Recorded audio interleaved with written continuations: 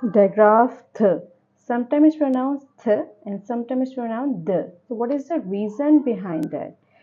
Sometimes it gives a soft sound and sometimes it gives a hard sound.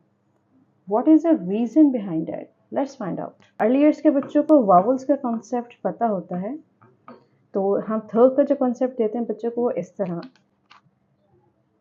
father, mother. If the th comes between the vowel, it sounds the, hard sound. जैसे कि father, mother, ये देखिए, it comes between the vowel, so it gives the sound the.